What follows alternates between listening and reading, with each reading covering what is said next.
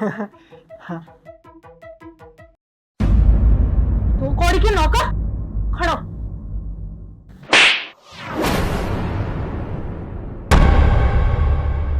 तेरी हिम्मत कैसे हुई मेरे रूम में इसी में बैठ के फोन चलाने की? मैं तुझे बोल के गई थी ना कि पूरे घर की सफाई करनी है, वो तेरे से हुआ नहीं। कामचोर कहीं का। तेरे को पता भी है कितना महंगा एसी आता है और कितना बिल आता है इसका? तेरा बाप लगवा के गया था क्या? नहीं नहीं मेम साहब, ये एसी मैंने नहीं चलाया था। ये एसी तो साहब ही चला कर गए थे। एक बात बता, अगर साहब एसी चला के चले भी गए थे तो तू उसको बंद करके घर की सफाई कर लेता ना। तू यहाँ बैठ के फोन चला रहा है और एसी में मौज ले रहा है। वैसे गलती ना तेरी नहीं है, तुम जैसे लोग होते ही ऐसे हो। तुम्हारे घर में तो एसी होता नहीं है और जिसके घर में तुम्हें एसी मिल जाए वहां चला के बैठ जाते हो। नहीं मेम साहब, मैंने ना इस कमरे का सारा काम कर दिया था, तो मेरे पास थोड़ा सा टाइम था, तो मैंने सोचा मैं पढ़ाई कर लेता हूँ, इसलिए मैं ऑनलाइन फोन में पढ़ाई करने लग गया था। पढ़ रहा था तो क्या? मैं बोल के गई थी ना घर का काम करना है, तो तेरे लिए घर का काम पहले इंपॉर्टेंट होना चाहिए, ना कि तेरी पढ़ाई। और वैसे भी पढ़ाई लिखाई करके तू कर क्या लेगा? कलेक्टर बन जाएगा कहीं का? कुछ नहीं करने वाला तो जिंदगी में तू ऐसे ही नौकरगिरी करेगा, आज यहाँ नहीं तो कल किसी और के घर। आया बड़ा। और एक बात बता, मैं तेरे को सैलरी किस चीज की देती हूँ? यहाँ पे एसी में बैठ के पढ़ाई करने की?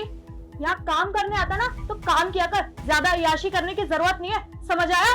और अगर आगे से ऐसी हरकत करते हो दोबारा मिल गया ना तू, तेरे को नौकरी से निकाल दूंगी, समझा?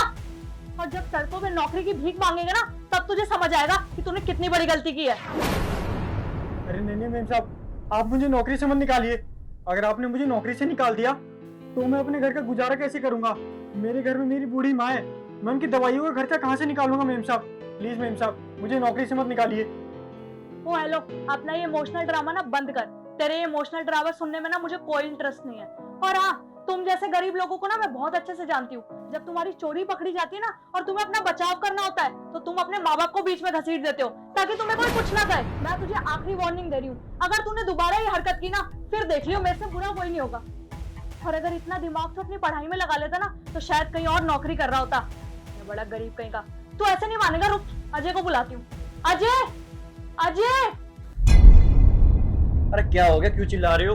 अजय, देख रहे हो इस नौकर को? ये हम दोनों के रूम में बैठ के पढ़ाई कर रहा था, वो भी एसी चला के। और एसी तो इसने ऐसे चला रखा है जैसे बिल इसका बाप या ये भरता है।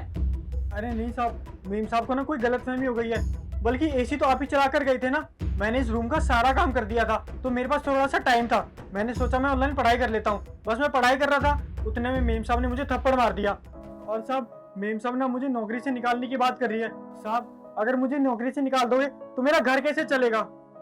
दीदी, तुम जैसे लोगों की पता है क्या प्रॉब्लम है, कि अपने से छोटे लोगों को ना पढ़ते लिखते तुम लोग देख नहीं सकते। तो दीदी एक बात बताओ, अगर ये थोड़ी देर रूम में बैठ के पढ़ाई कर भी रहा है तो उसमें दिक्कत क्या है? और रही बात एसी के बिल की, तो वो तो मैं भरता हूँ ना, तुम्हें क्या दिक्कत है? अगर ये नौकर पढ़ाई लिखाई करके कुछ बनना चाहता है, अपने माँ बाप का नाम रोशन करना चाहता है, तो उसमें तुम्हें दिक्कत क्यों हो रही है?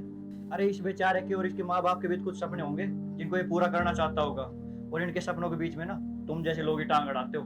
और यदि एक बात बताऊं, एक टाइम था जब हम भी बहुत गरीब हुआ करते थे, मैंने दिन रात मेहनत करके पढ़ाई लिखाई करके तब ये सब हासिल किया है, तब जाके ये रुतबा, पैसा और घर ये सब हमारे पास है। और यही वजह है जिस वजह से तुम इतने ऐशो आराम में रह रही हो। और उस वक्त अगर मेरी जिंदगी में तुम जैसी सोच के लोग आ जाते तो क्या मैं ये सब हासिल कर पाता? और देखो, तुम्हारे लिए ना अच्छा यही होगा कि इससे चुपचाप माफी मांग लो। सही कह रहे हो जी तुम, आई एम सो सॉरी। और तुम भी मुझे माफ कर दो। ये लो अपना फोन। और मैंने जो भी बदतमीजी की तुम्हारे साथ उसके लिए मुझे माफ कर देना, मैं शर्मिंदा हूँ। और आगे से तुम इस रूम में बैठ के पढ़ाई कर सकते हो, मुझे कोई प्रॉब्लम नहीं। कोई बात नहीं मेम साहब, आप मुझसे माफी मत मांगिए। आपको अपनी गलती का एहसास हो गया, मेरे लिए यही बहुत है। और आप कह रहे थे ना कि उस रूम में झाड़ू मारना है, मैं भी मार दूंगा।